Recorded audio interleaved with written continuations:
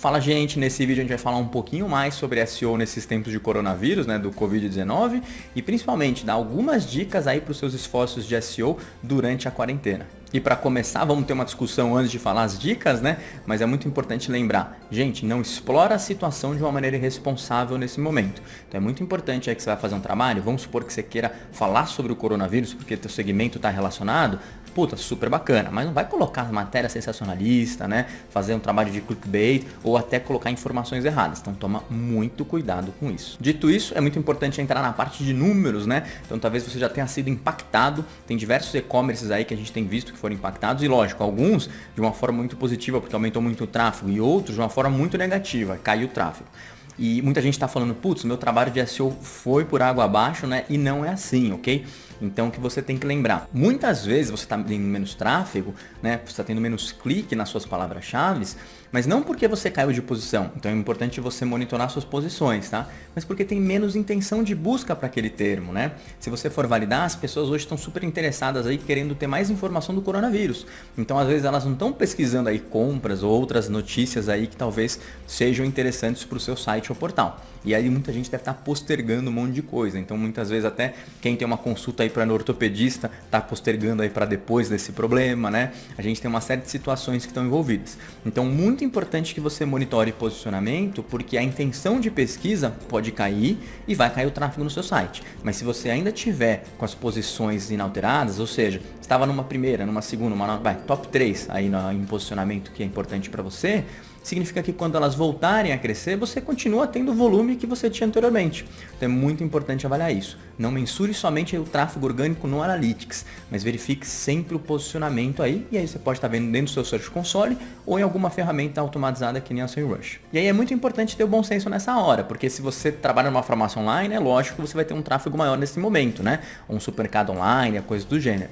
E se você vende, sei lá, vende bolsas, então você fala, talvez as pessoas comprem um pouco menos bolsas nesse momento. A gente não sabe exatamente o período que vai ser isso, se vão descobrir alguma cura rápida e daqui a pouco está tudo resolvido, ou se efetivamente tem uma taxa de reinfecção maior, né? E aí vai demorar mais tempo, mas o mais importante é você ter bom senso. Então tenha bom senso, dependendo do seu segmento você vai ter uma queda, talvez você tenha brechas ali para conseguir aumentar o tráfego, mas sim, tem certos tipos de negócio que as pessoas vão postergar mesmo. Então tenha bom senso, analise tudo de um espectro macro, né? E não pense somente em SEO em tráfego, mas sim como negócio de uma maneira geral. E outro ponto super importante para a discussão também é a capacidade de investimento. Muitas vezes você está num e-commerce grande, né? Que tem total capacidade de investir, de manter o site rodando e criando conteúdo, mas em alguns casos você está vendendo, né, tipo aquelas produtos e serviços naquele mês para pagar a conta. Então também é muito importante você avaliar se você consegue manter isso ou não. Então isso já também é uma decisão estratégica do negócio, tá? Então não é efetivamente SEO, muito embora você fala, putz, vamos manter o SEO porque SEO é um trabalho a longo prazo. Então lógico, mesmo agora que você está na quarentena aí, quanto mais o trabalho você fizer agora e você conseguir melhorar, quando acabar isso você vai ter mais resultado.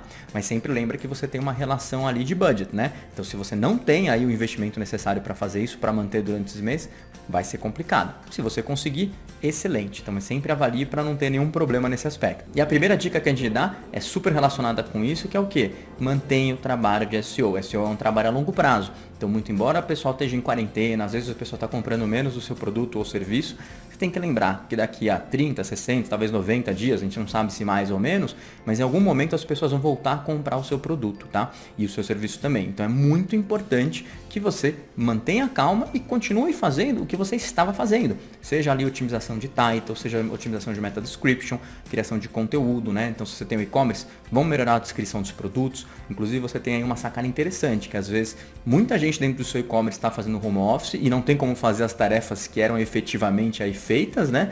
Mas você pode transformar e pedir para essas pessoas acabarem fazendo outras coisas, como por exemplo, ajudarem aí na confecção de conteúdo ou descrição de produtos, ou seja, blog posts e também muitas vezes até comentário. Os comentários podem ajudar, então você pode pedir para a organização te ajudar de uma outra forma, tá bom? A segunda dica é sobre migração. Então o que ocorre? Se o seu site é uma farmácia online que está bombando, você não vai nem pensar em migração. Mas imagina o seguinte, que você tem um site, um e-commerce que reduziu muito o volume e você sabe que vai ter uma baixa aí durante 30, 60 ou 90 dias. Então talvez seja o momento adequado para fazer uma migração SEO se você já estivesse prevendo, né, alguma coisa do gênero. Então tem clientes meus aí que já tinham programado a migração aí para maio, para junho, né, ou para alguns feriados, e o pessoal está todo mundo antecipando. Por quê? Vamos aproveitar a baixa agora, né? Vamos fazer isso porque a gente sabe que na migração SEO, quanto maior o site, maior o tempo da leitura do Google. Então seu site tem uma tendência a cair em algumas posições e depois ele volta aos pouquinhos. Então é uma dica super bacana essa, se você está prevendo alguma migração, tenta fazer o quanto antes. E a terceira dica é para você que tem um negócio local. Então, se você está fazendo um trabalho super bacana aí no Google My Business, aproveita e não esquece de atualizar aí os horários. Fala se sua empresa está abrindo ou não, quais são os horários de abertura, porque talvez você esteja abrindo mais em horários diferentes ou dias diferentes, né? Então, atualiza as informações lá e também não esquece de atualizar no site, ok? E a quarta dica é para você aí que tem um portal de notícias, né? Um blog que gera bastante conteúdo. Então não esqueça aí de se cadastrar no Google Notícias, faz um trabalho super legal. Então se o seu layout não tem a imagem ali, o thumbnail com 1200 pixels de largura, não esqueça, porque isso vai te ajudar a desempenhar melhor ali, né?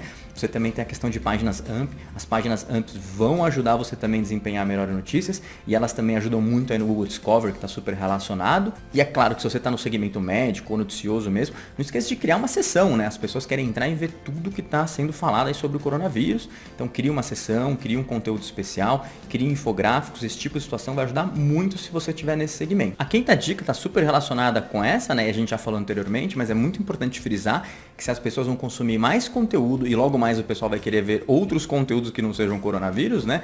Você precisa criar conteúdo. E aí tem várias formas de criar conteúdo. Mas lembra, você tem muita gente aí na sua empresa que talvez não esteja desempenhando algumas tarefas que estariam executando no dia a dia, tenta realocar as pessoas aí para fazer uma produção de conteúdo, dá um treinamento no blog, faça com que as pessoas escrevam e colaborem com o seu conteúdo. Então isso é muito importante, é um momento legal aí para você aproveitar essa fase e criar mais conteúdo. A sexta dica também é relacionada, né? Mas é um pouco diferente, porque as pessoas vão estar mais em casa, normalmente vão ter Wi-Fi, tem um pouco tempo disponível, não tem problema ali em fazer barulho, porque elas podem escutar ali os áudios. Então lembra para produzir conteúdo em vídeo, se você conseguir, produza conteúdo em vídeo aí para colocar no seu canal no YouTube ou também na sua página, né? Muita gente pensa só no vídeo no YouTube como notícia, mas muitas vezes você tem um produto ou um serviço ali que não tem um vídeo explicativo sobre o assunto.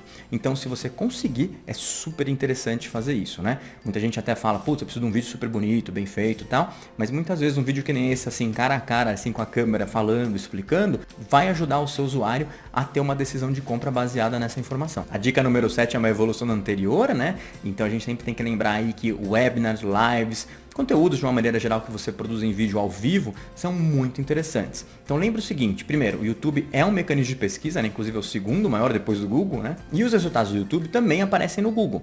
Então quanto maior a quantidade ali de conteúdo que você tiver, maior a probabilidade de aparecer. Mas um ponto muito importante é que no próprio YouTube você tem uma visibilidade maior quando você está produzindo conteúdo ao vivo. Assim como outras redes sociais também, né? Você pega a mesma coisa para o Instagram e tal.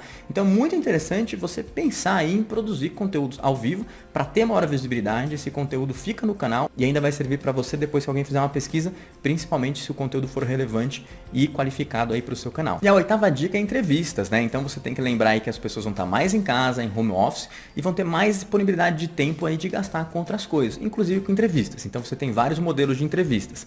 Você pode simplesmente pedir uma entrevista em texto, né, com perguntas e respostas para o usuário. Isso já é super interessante, vai criar conteúdo legal aí para o seu blog, para o seu site, né?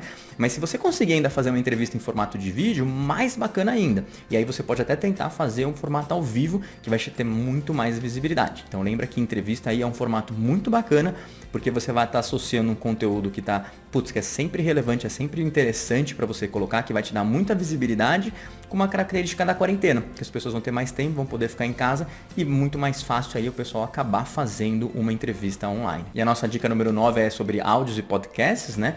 Então sempre lembra, o vídeo é um pouco mais complexo de produzir, porque você precisa de iluminação, você precisa estar, né, minimamente arrumado, você também tem outras questões envolvidas como câmera, né? Mas o áudio é muito mais simples, então você não precisa ter um super microfone para fazer o trabalho. Muitas vezes você consegue fazer esse conteúdo de áudio só com um microfonezinho simples de lapela e com o celular, né? Então é muito, muito bacana. Então se você puder, cara, comece a fazer um trabalho aí de podcast. A gente sabe que o Google está aumentando a visibilidade de podcast, principalmente nos últimos meses, né?